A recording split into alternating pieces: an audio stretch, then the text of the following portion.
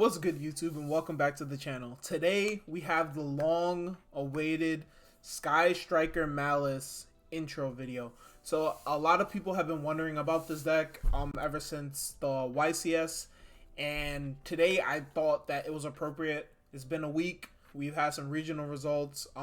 German Open was this weekend. I believe this deck got 4th place at the German Open, and I just wanted to go over the deck in general and basically explain how this version works, the pros of this version versus other versions of the deck, and just my thoughts on the deck going forward in the upcoming format.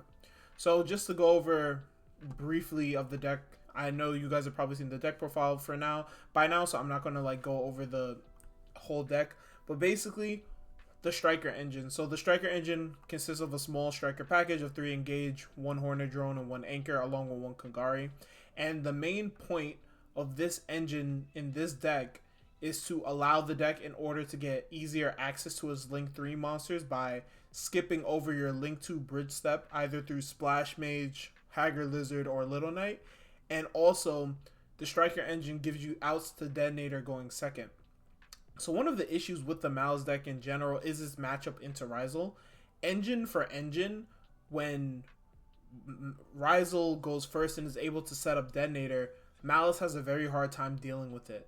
And I think that playing a heavy hand trap approach doesn't necessarily solve those issues, because one thing that the Rizal deck can always guarantee through any number of hand traps for the most part is Detonator hitting the board. And your engine is not good into Detonator. You basically are forced to throw your mouse monsters into multiple pops where you don't really have enough extension in order to play through them consistently. And cards like the Field Spell lose a lot of value just immediately being destroyed by Detonator, getting you no value, getting you no pluses, and losing an important and integral extender for the rest of your turn. So what the Striker engine tries to do is give you more bodies and extension plays going first with Hornet Drones, while giving you 4 more outs to Detonator going second, because you play 3 Engage and 1 Widow Anchor. So basically you play 4 copies of Widow Anchor going second. So it gives you more outs to Detonator in order to just trade with the card in order to try to play your Malice plays afterwards. Another reason why I think the Striker engine is better than, let's say, the Kashtira engine is because the Kashtira engine that a lot of people have been playing in the deck, and it's not this exactly, but basically it's some copies of Unicorn, a Fenrir, a Birth, and then a Planet. And the issue with this engine is you're basically doing everything that the Striker engine is doing, except you're doing it worse. And I misspoke. You're not even doing everything that the Striker engine is doing. So the thing that the Kashtira engine does that I like is that it gives you multiple bodies, which is one of the criteria that the sub engine has to fit in the Malice deck for the time being. And it also gives you some plays through Lancia, which the Striker engine also does, which I enjoy. However, the downside for this engine is that not only do you have to play a brick in the form of Birth, which you're already playing some bricky cards in this deck, being the trap cards, Dot Scape, or Code of the Soul if you decide to play it. You're adding another brick to the mix, and Birth is a bad brick because drawn by itself it does nothing. And then also, you're not adding outs to Detonator to your deck. You're mainly just playing this as an option to get multiple bodies on the board going first. And I'm just going to come out and say it now. I think that the people who played the Kashtira version of this deck were just not aware of the Striker cards, because realistically there's no reason to play the Striker cards, or excuse me, there's no reason to play the Kashtira cards over the Striker cards in my opinion. They do everything that the Striker cards do, but a little bit worse, and they don't even cover everything.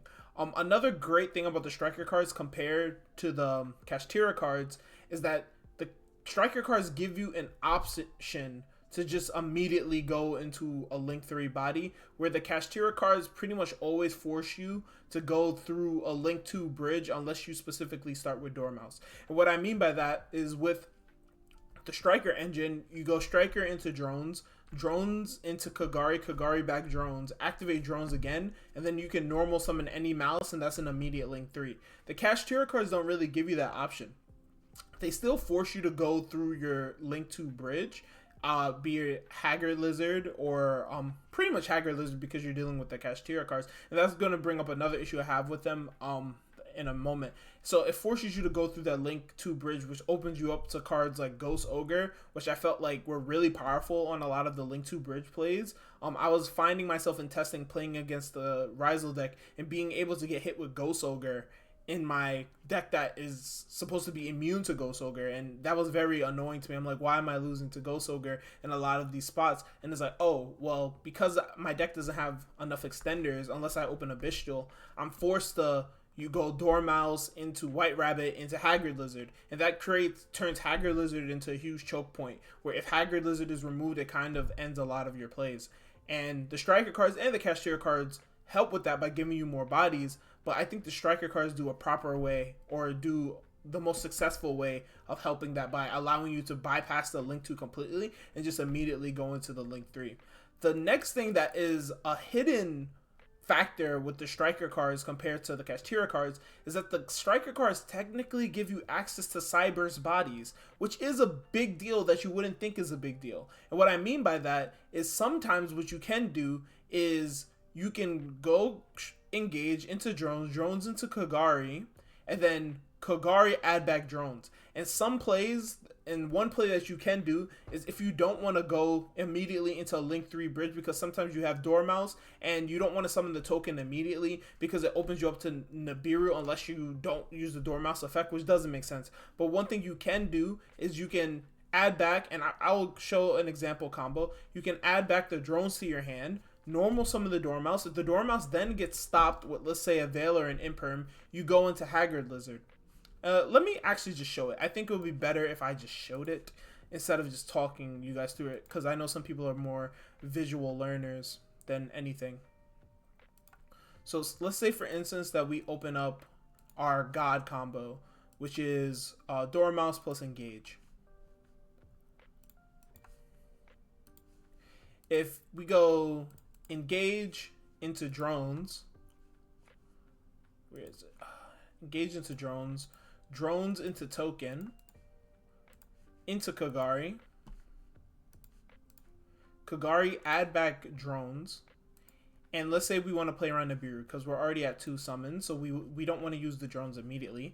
What you can do is normal summon the Dormouse. The Dormouse effect goes through. If Dormouse, say for instance, gets Impermed here or Veilered, right? Because our opponent knows we're on the Malice deck. We're not playing pure Striker and deciding to go first, so they didn't Imperm the Kagari. If we then go Haggard Lizard here, and go Haggard Lizard effect, banish Dormouse for cost, let's say that this gets Ogred. Because we're playing against pure Ryzel, they're playing a bunch of hand traps. Ogre is common in their lineup. Let's say they Ogre our Haggard Lizard here, and we summon back Dormouse. Or we're getting ready to summon back Dormouse, right? In a lot of different versions, this would kind of be the end of your Malice plays. But because we're playing the Striker cards, we have drones. When they Ogre us, so on a new chain, Dormouse would be Chainlink 1, and Chainlink 2 would be drones. So drones can summon out a token, we bring back our Dormouse, and now, because we have a token, we can turn it into Spider. And then go Spider plus Dormouse into Splash. So now we have access to Splash, where otherwise with the other engines we don't have access to Splash to play through that second hand trap. And now we can go Splash, bring back Dormouse, and you guys see now we have access to Ransom, which gives us Field Spell, which gives us access to White Rabbit, which just allows us to extend our plays. So that's just one example of little cute things that you can do with the Striker engine that the other versions of the deck just solely just don't have access to. And yeah, it's one of the reasons why I think that the engine is better. So another question that people have had and have asked is whether or not the Striker engine conflicts with Shifter. One thing that you have to keep in mind is the purpose of the Striker engine in this deck. The Striker engine in this deck, we're not going for a deep draw, turbo out our entire deck, and with 5 cards left in our deck. That's not the point of this deck, is not to just dig through your entire deck. This deck has the option to draw a lot of cards, especially when you're resolving Engage, have a Lore, have Chessy Cat, have White Binder, drawing cards. You're able to draw a lot of cards, and it can feel like that sometimes, like you're just playing a deck that's just supposed to draw through its entire deck. But that's not really the point of the Striker cards in this deck. The Striker cards are just there to give us bodies going first and Detonator outs going second. So let's give another scenario. So let's say that we open up. Alright, so this is a good example. Let's say that we have Dormouse plus Engage plus Shifter. So We're going first. We shift our opponent. We activate engage. We don't care that engage is getting banished. We don't care that drones has nothing or Kagari has nothing to add back. As long as the cards serve its purpose, we don't really care about anything else. So we summon out a token. We don't even have to make Kagari here, because another great synergy about this engine with the Malice cards is that none of the Malice Link 3 monsters require effect monsters. They just require monsters. So let's say we go normal summon Dormouse, and let's say Dormouse gets stopped here. So Dormouse gets impermed. That's fine. We still have access to our 3 bodies. Because we're under Shifter, we can link away our Dormouse into Lingeribo. Dormouse will come back, and then we have access to our Link 3. So these engines surprisingly go well together. Go very well together.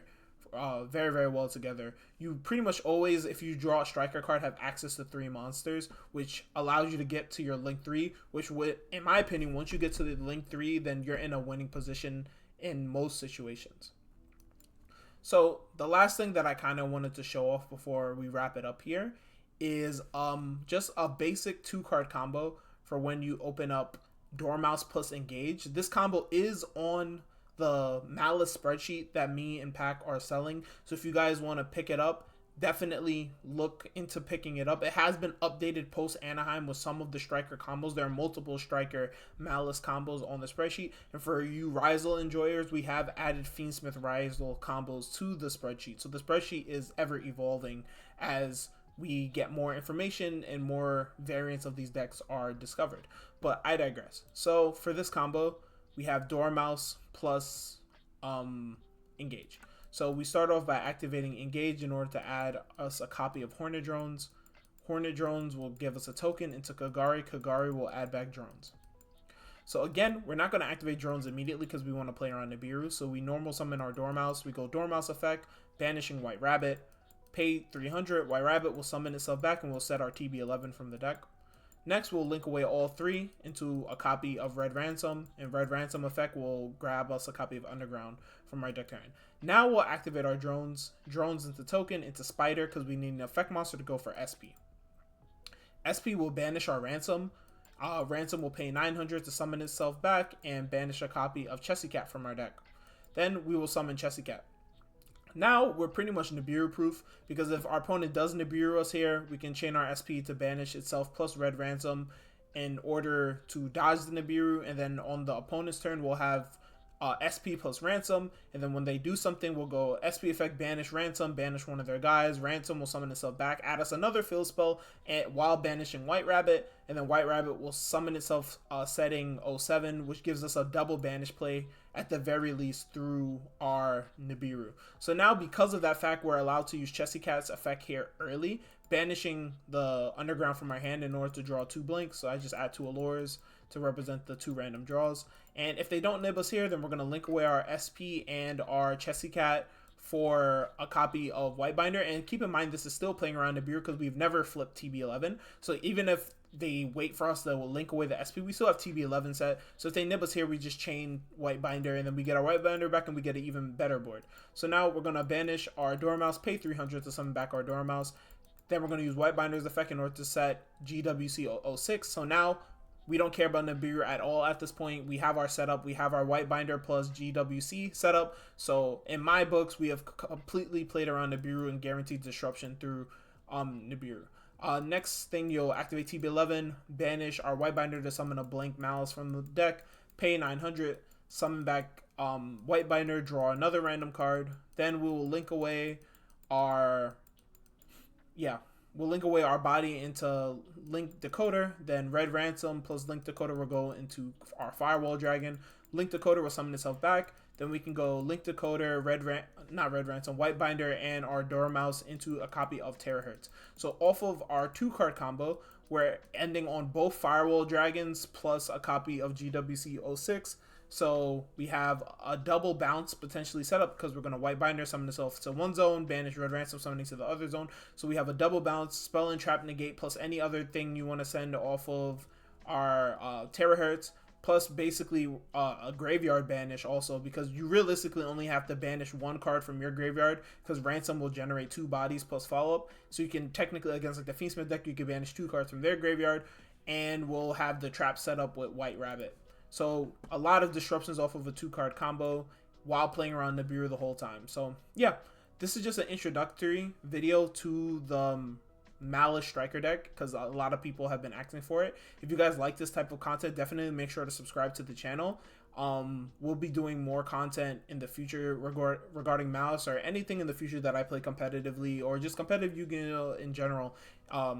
Also, me and Pac will be doing a full masterclass. So if you guys wanted to go even more in depth into this deck, me and Pac will be doing a complete masterclass on this deck. So definitely check us out on Metafy Inner Circle in order to get more information about the masterclass that we'll be doing this week. But with that being said, I hope you guys enjoyed the video. Jib signing out. Peace.